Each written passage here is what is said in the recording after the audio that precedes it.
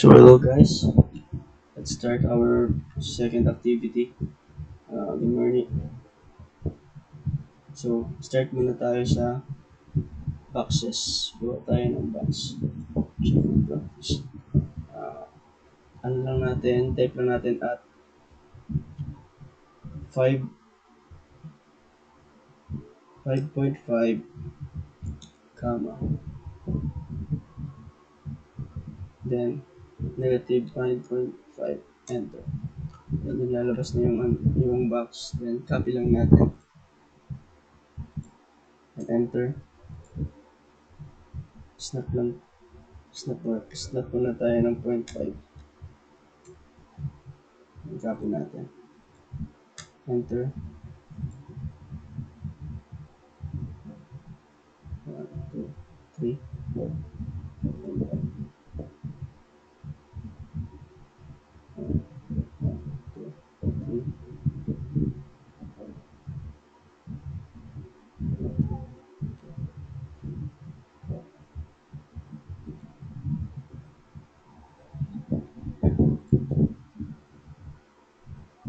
Copy lang ulit natin.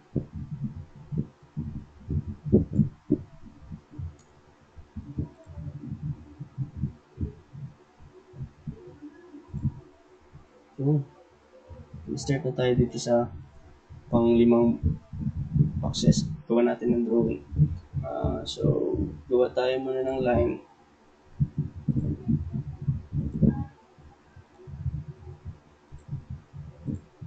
Pag nakagawa na ng line, punta tayo sa circle. I-click lang natin to, then punta natin sa endpoint para makuha natin yung tamang sukat. So, dito, punta tayo sa endpoint. Then after that, i-trim lang natin yung mga sobrang na hindi na kailangan.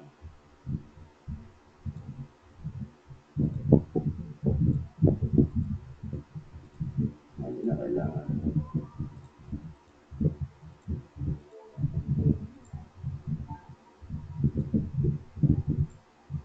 Kailangan. List na lang natin kapag hindi na kaya.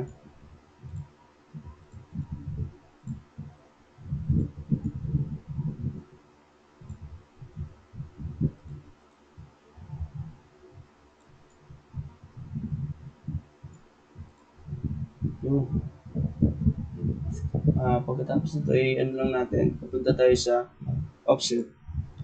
Then distance 0.5 lang natin. Then select the object.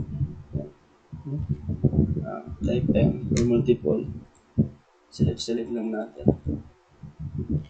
And after that, punta tayo sa extend. Extend lang natin to.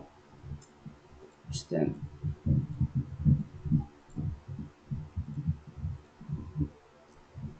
Then, pagkatapos nyan, punta tayo ng copy.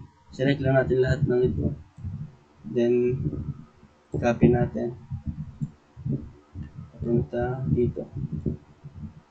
After that, i-rotate lang natin.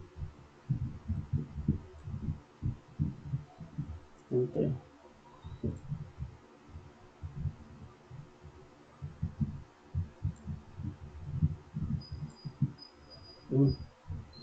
Dito, copy natin. Copy lang natin.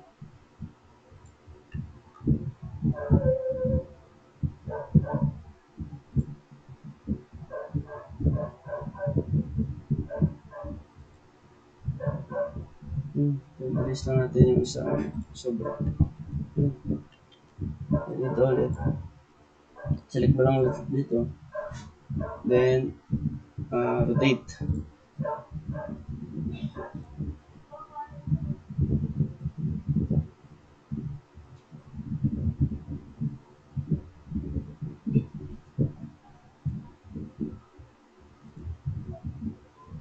Off ulit natin yung auto mode.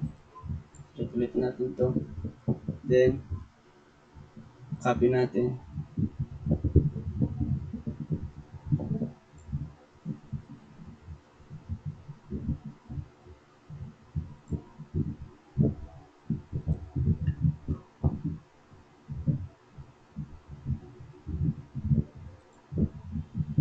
Yun.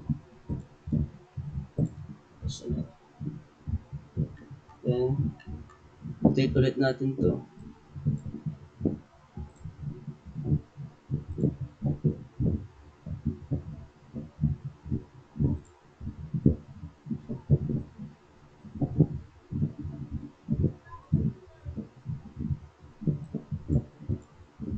Ulitin natin. Rotate. Then, select mo ito. Ano.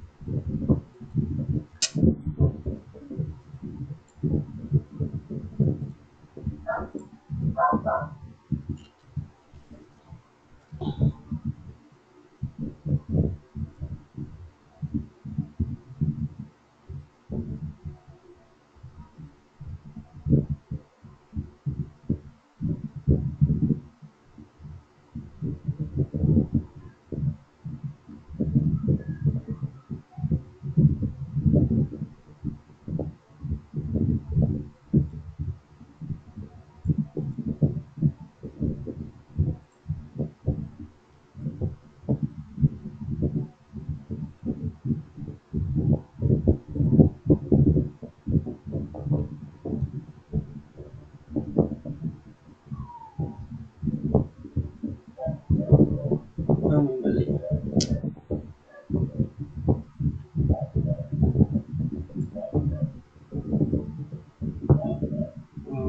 Rotate.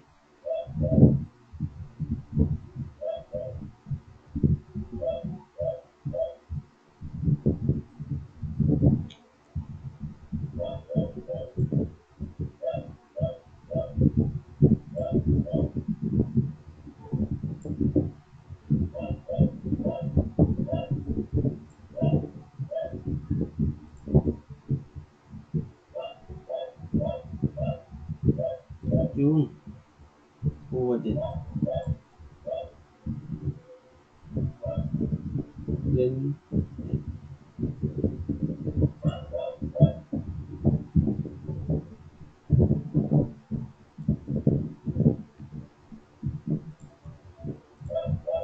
yun. Tapos na. Tapos na tayo dito sa sa next natin na ano. Click lang natin yung polygon. Then, yung size nito is 0.5 lang.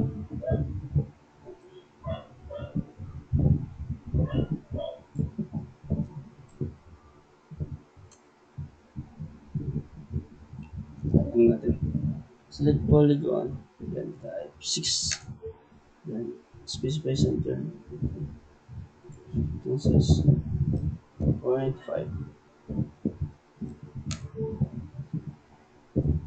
Select mo ito. Punta tayo ng move.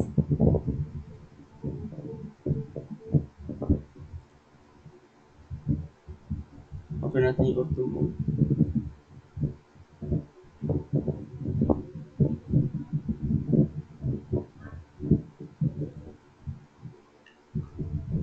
Then, move ulit natin.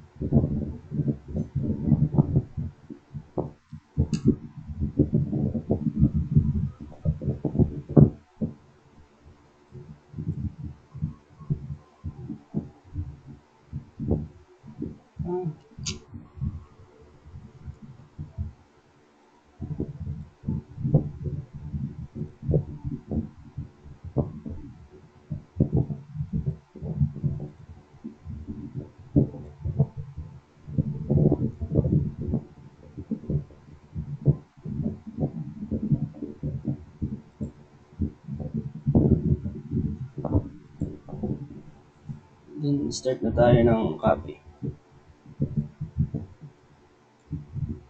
Copy na lang natin.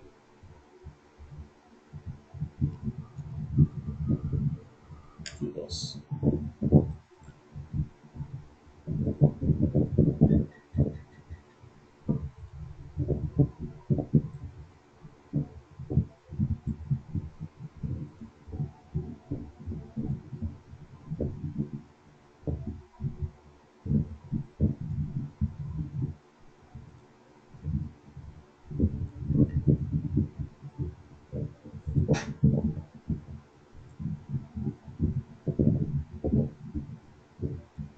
Ulit lang.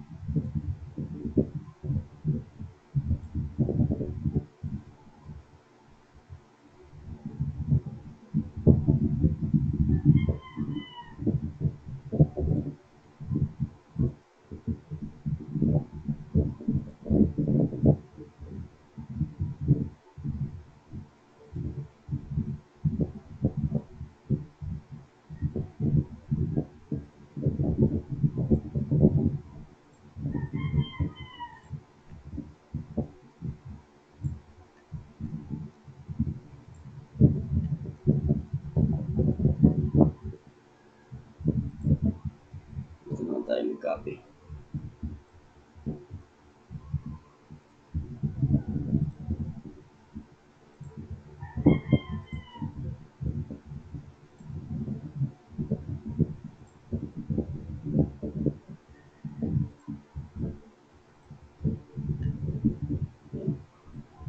Ito erase, ano na lang natin. I-trim na lang natin mga suppression.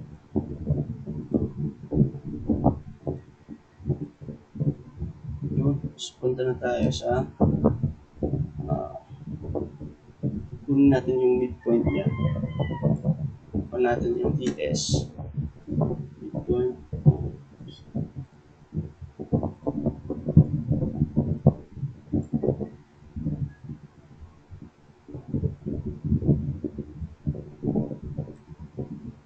Move.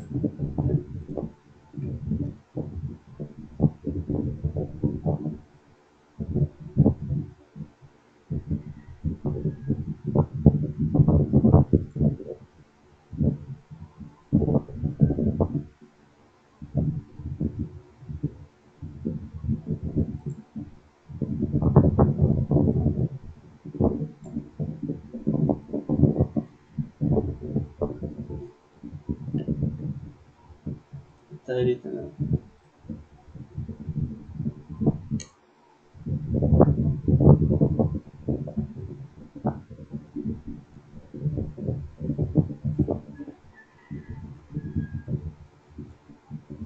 Move natin. Select natin yung midpoint. Then, click natin dito. Yung midpoint. Erase na lang natin ito. So, yun. Meron ka lang ano. Punta na tayo sa dtext.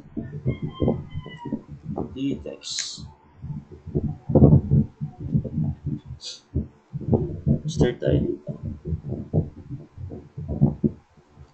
Snap natin ng 0.1. Then dtext. Start na tayo dito.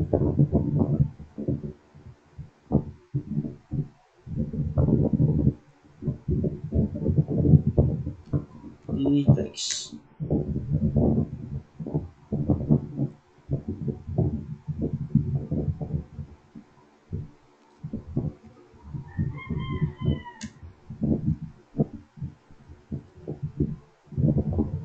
Specify height.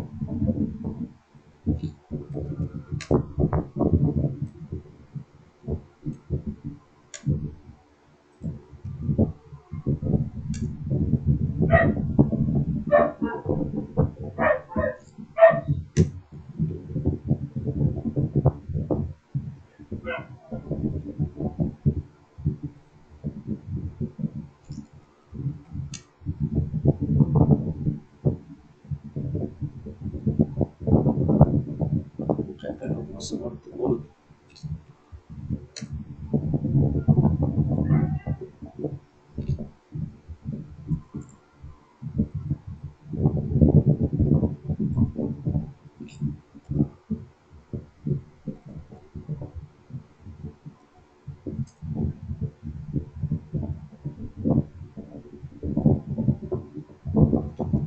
Specify height natin is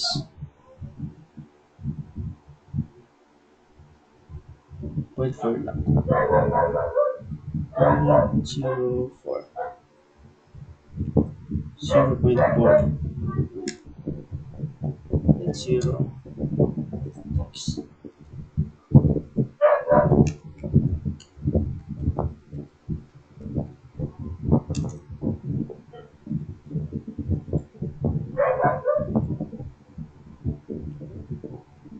Dito siya ulit.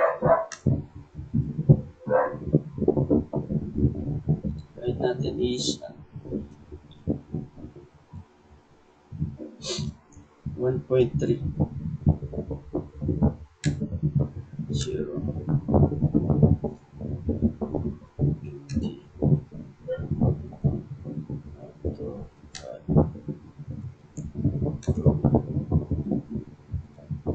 Properties natin, let's justify, let's fit.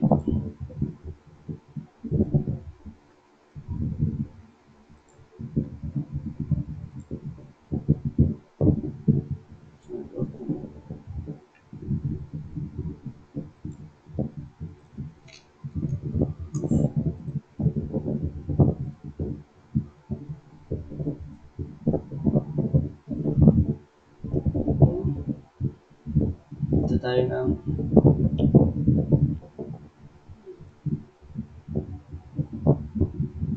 text.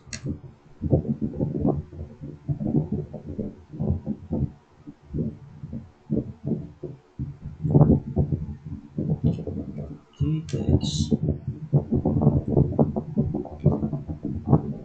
So there are 2.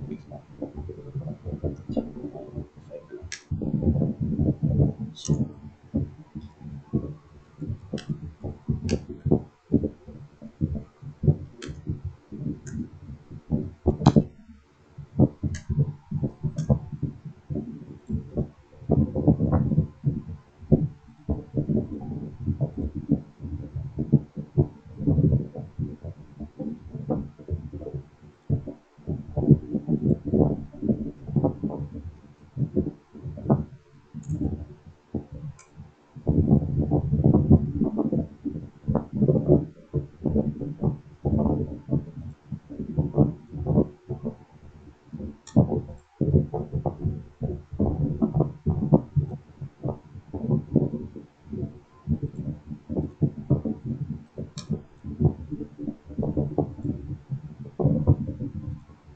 copy lang natin to.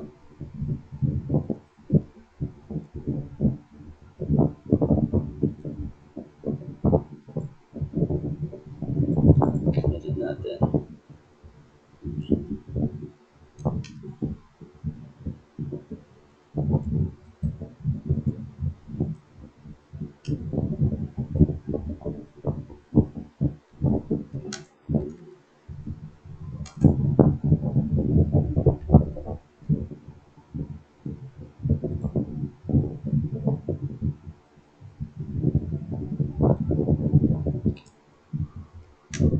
Text.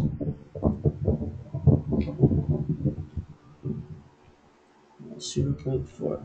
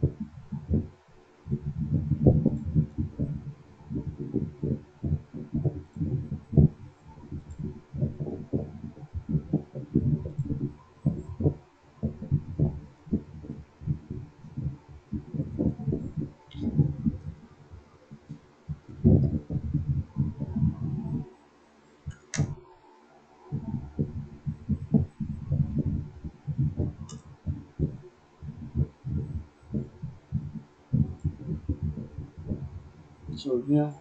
Tapos ko. Thank you so much sa panonood.